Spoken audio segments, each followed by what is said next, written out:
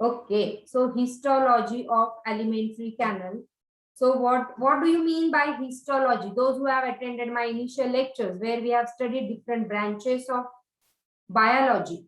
So what is a histology? What is a histology? Can you define histology? Can someone define histology?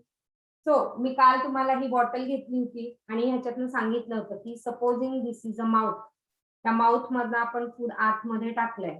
Okay right. आणि ह्या सगळ्या अलिमेंटरी कॅनलच्या walls आहेत है ना. हे बॉटलची वॉल म्हणजे अलिमेंटरी कॅनलची वॉल. आता ह्या वॉलचं मी सेक्शन घेणार आहे. म्हणजे ही वॉल मी सेक्शन घेऊन त्याच्या आतमध्ये काय काय दिसतंय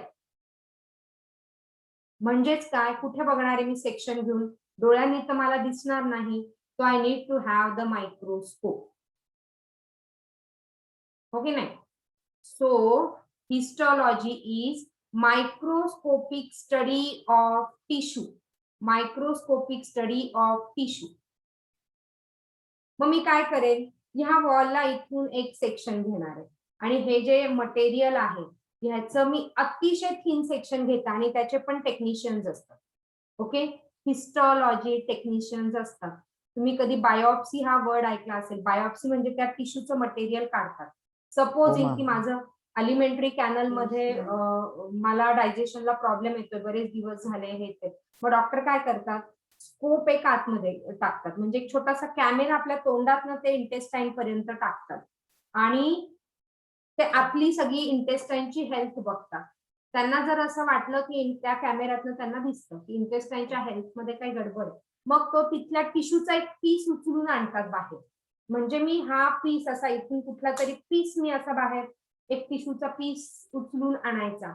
मग तो टिश्यूचा एवढासा जो पीस असतो त्याचं सेक्शन घेतलं जातं. ओके, आणि ते सेक्शन घेऊन ते टेक्निशियनला जमतं ते, आणि ते सेक्शन घेऊन त्याच्या पण प्रोसेसेस असतात, ते मायक्रोस्कोप खाली बघतात.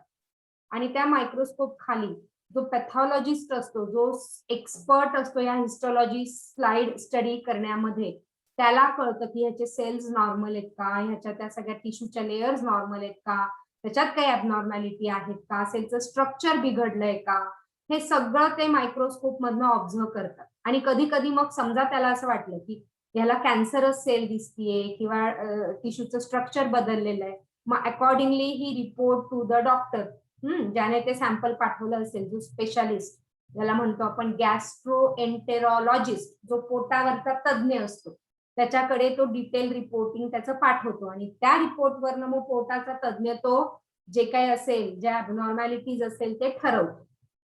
राईट. म्हणजे हिस्टॉलॉजी म्हणजे काय, की त्या टिश्यूचं इथलं मी सेक्शन घेतलं आहे आणि त्याचं मी स्लाइड बनवून ती मायक्रोस्कोप खाली ऑब्झर्व करतो.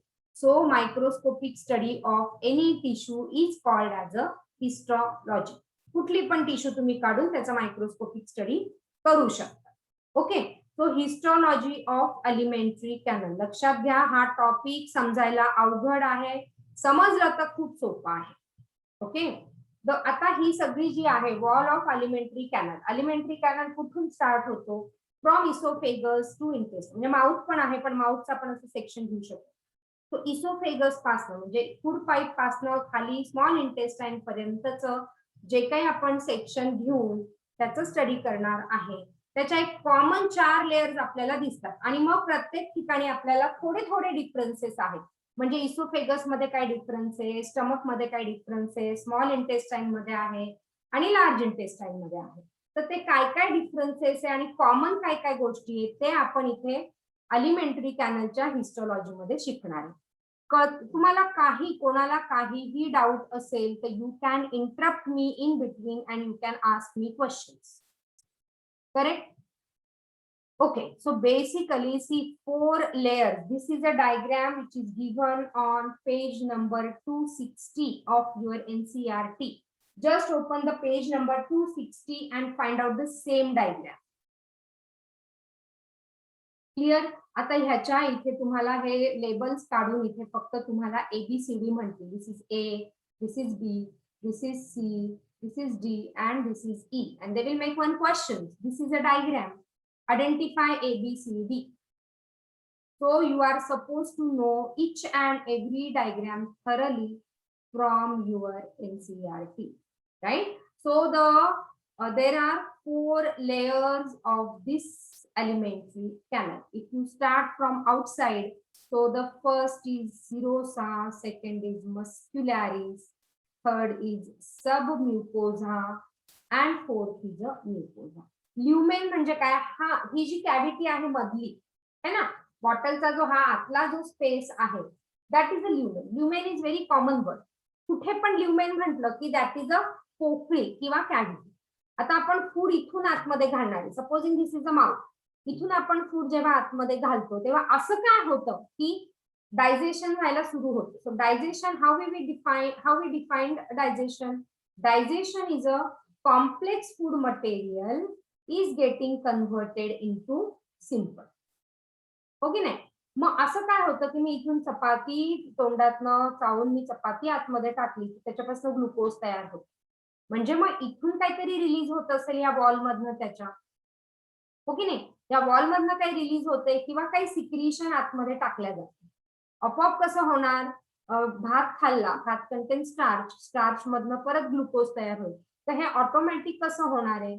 ऑटोमॅटिक नाही होत. त्याच्यात काही सिक्रिशन टाकले जातात, त्याच्यात ह्या वॉल मधनं काही रिलीज होतं. मग ह्या वॉल मधनं काय काय रिलीज होते? सिक्रिशन आपण नंतर बघू. आधी ह्या वॉल मधनं काय काय रिलीज होतंय ते आपण बघू.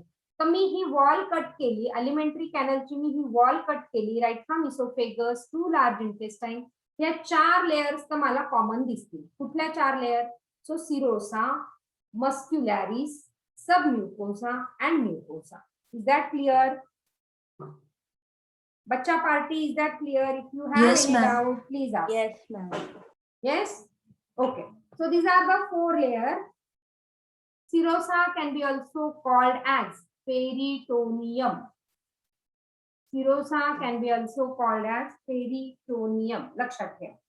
Okay.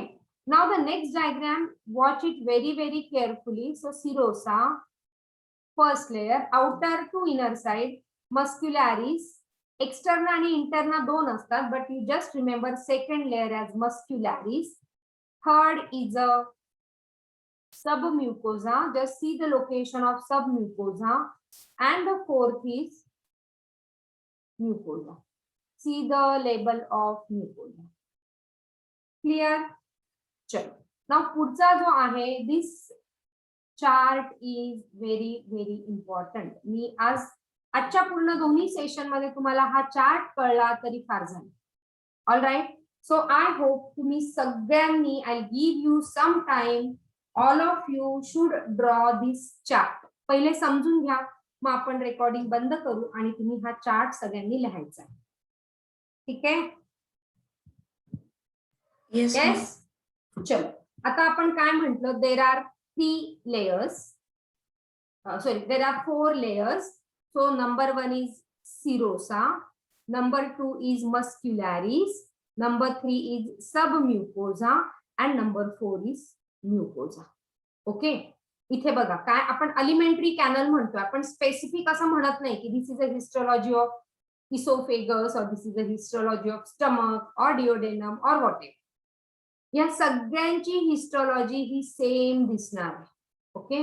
Elementary canal complete. आता इसोफेगस आणि ह्याच्यामध्ये छोटे छोटे डिफरन्स आहे बघा. मी इथे इसोफेगस लिहिलाय, यूज हायलायटर. सो इथे इसोफेगस लिहिलाय, this is a oesophagus, correct. This is a stomach, this is a duodenum, and this is a jejunum and ilium.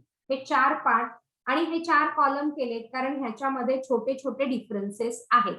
आता ते छोटे छोटे डिफरन्सेस काय आपण बघूया. Okay. Now let us first study oesophagus. Okay. इसोफेगसची सिरोसा. आता serosa generally is made up of simple squamous epithelium. आता तुम्हाला माहिती, प्रत्येक ऑर्गनचा जो लाइनिंग असतो त्याला इपिथेलियम टिश्यू आहे, करेक्ट. आपण हे इपिथेलियल टिश्यू मध्ये स्टडी केलेलं आहे. हा क्वेश्चन येतो तुम्हाला, serosa is made up of which epithelium? So it is a simple squamous epithelium or this is called as a mesothelium. When I say squamous epithelium, cells are flattened. हे immediately लगेच डोळ्यासमोर आलं पाहिजे.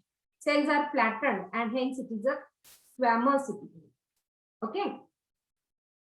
So generally सगळ्यांचा serosa is made up of simple squamous epithelium. Clear आहे? Alright. आता oesophagus मध्ये it contain, अजून काय कंटेन आहे ह्याच्यामध्ये बघा. It content ॲरिओलार. ॲरिओलार म्हटलं म्हणजे काय आहे? Areolar is which tissue?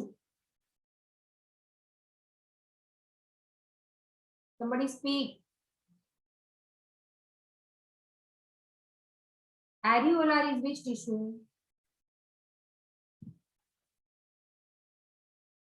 Yes. Connective tissue. Yes, areolar connective tissue.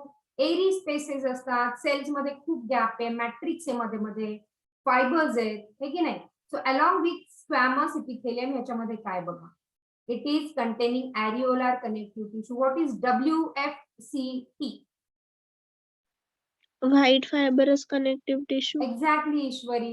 It is white fibrous connective tissue, which is here called as a tunica adventitia. Esophagus मध्ये ह्या सगळ्यांना मिळून म्हणायचंय areolar plus WFCT is called as a tunica adventitia. कळलं? या? Yes. No doubt असेल तर विचारत राहा. Okay. Now when I come in stomach, stomach मध्ये पण serosa layer is the outer most layer. Okay, outer most is a serosa layer. So here it is made up of SSE. बोला काय SSE?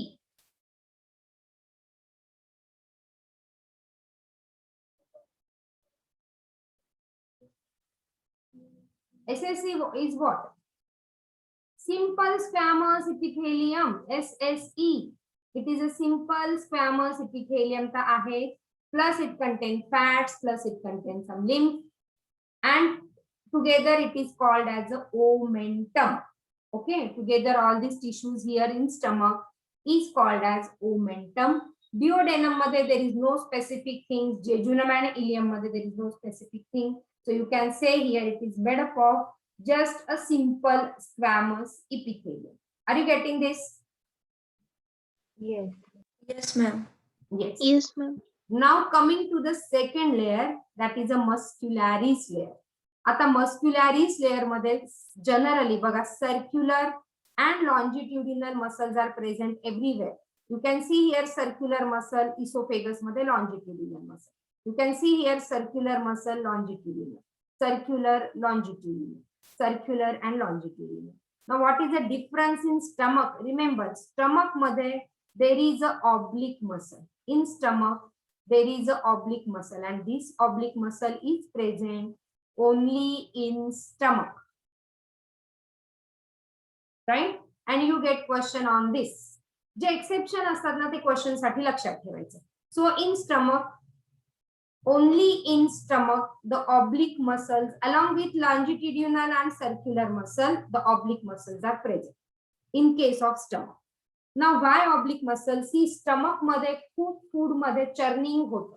जसं आपण काहीतरी mix करतो, okay, किंवा गिरणीतनं आपण जसं पीठ काढतो ते चर्न होतंय, तर जोरात vigorous churning is happening in stomach, आणि म्हणून फक्त लॉन्जिट्युडिनल आणि सर्क्युलर मसल असून तिथे चालणार नाही, तर अजून तिकडे मसल्स दिलेले oblique muscle, so that churning action should be proper. स्टमकला काही हार्म नको व्हायला. Okay, so for the extra protection of stomach during the method of churning. Churning म्हणजे काय? फूड सगळं तिकडे मिक्स केलं जातं, right? So that is a oblique muscle. So this is important. So along with the circular and oblique muscle, stomach, circular and longitudinal muscle, stomach is containing these oblique muscles, right? त्याच्यानंतर here there are the nerve fibers. See, nerve fibers are extended all over the body. म्हणून आपल्याला sensation येतं, कुठलं पण sensation. भूक लागली तरी sensation असतं ना, की असं आपण 4 तासाने स्वतःहूनच खात असतो आता स्टमक एम्प्टी झालं असेल, असं नाही. आपल्याला कधी खूप भूक लागते, कधी लागत पण नाही, हो ना. सो हे आपल्याला सेन्सेशन कोण देणार आहे? So there are the branches of sympathetic and parasympathetic nerve fibres किंवा अजून हार्मोन्स पण रिलीज होतात, भुकेचे हार्मोन्स पण असतात, हे आपण नंतर बघू. So together there is a nerve fibre, so that is a Auerbach nerve plexus. So muscularis layer मध्ये असलेला नर्व फायबर, याच्यावर क्वेश्चन्स येतात. जे मी हायलाइट करून ठेवते ना ते खूप इम्पॉर्टंट आहे, ते तुम्ही लक्षात ठेवायचं. सो याच्यावर क्वेश्चन्स येतात. Okay, so which nerve fibers are there in muscularis layer, which is a second layer? So there is a Auerbach plexus. The second layer मध्ये काय डाउट आहे?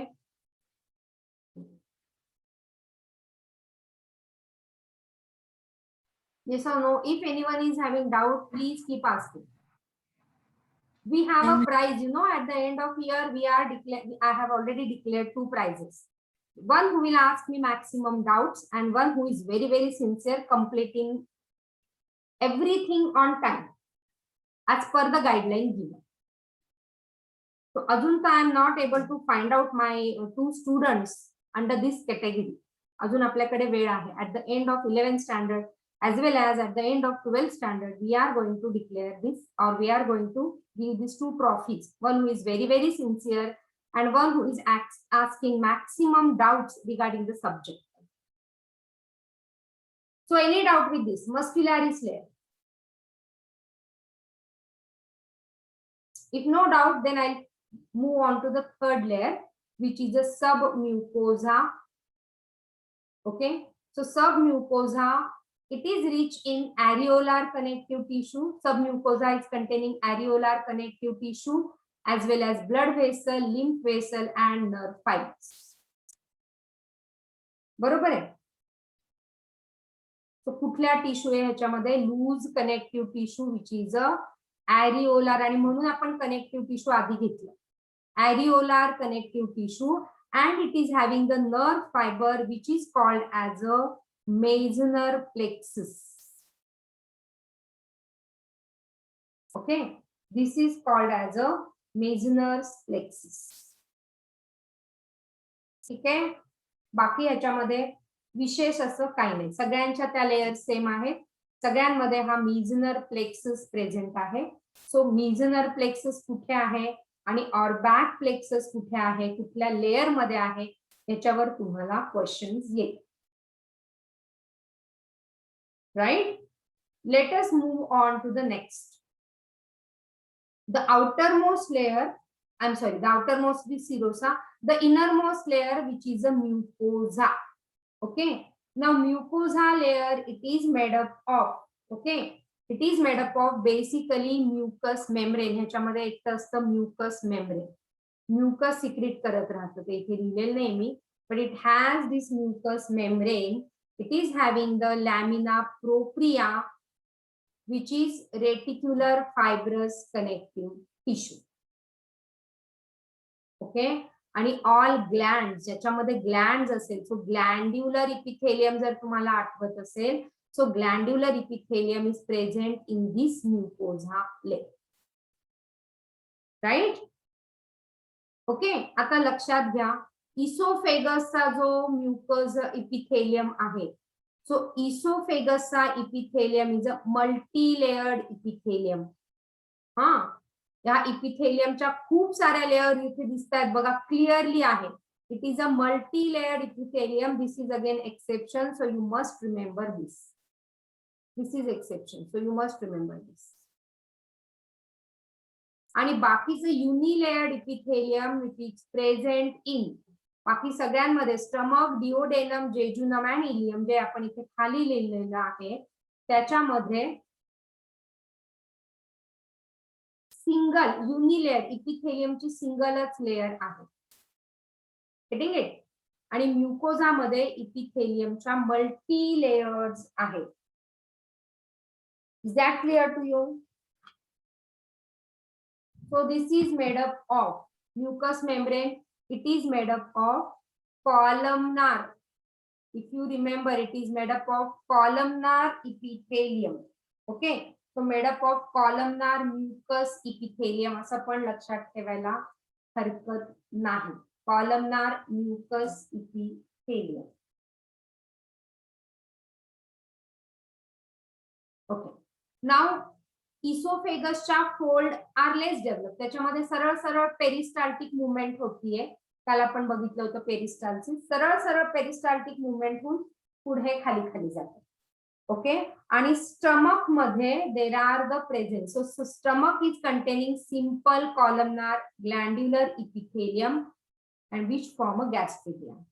ह्याच्यामध्ये बरेच फोल्ड तुम्हाला दिसत आहेत. ह्याच्यामध्ये फोल्ड नाही. याच्यामध्ये फोल्ड नाही. याच्यामध्ये तुम्हाला हा कॉलमनर इपिथेलियमचे फोल्ड दिसत आहेत. So folds are present. It is more folded and which contains a gastric gland. Is that clear? Yeah. So gastric gland काय आहे आपण डिटेल बघणार. आता फक्त समजून घ्यायचंय की गॅस्ट्रिक ग्लँड इथे आहे. गॅस्ट्रिक ग्लँड म्हटलं, ग्लँड्युलर इपिथेलियम म्हटलं की it will secrete some and the other material. मग गॅस्ट्रिक ग्लँडचा आपण एक स्पेशल टॉपिक पण घेऊ. Clear? Now the folds are again present in duodenum. डिओडेनमचा फोल्ड आहे बघा. Simple columnar glandular brush border epithelium and they form the blunt villi. आता ह्याच्यामध्ये फिंगर लाईक प्रोजेक्शन असे हे सगळे व्हिलाई ह्याच्यामध्ये प्रेझेंट आहे. Finger like projection. ओके. आणि फिंगर लाईक प्रोजेक्शनला इथे खाली अशी एक कॅव्हिटी आहे.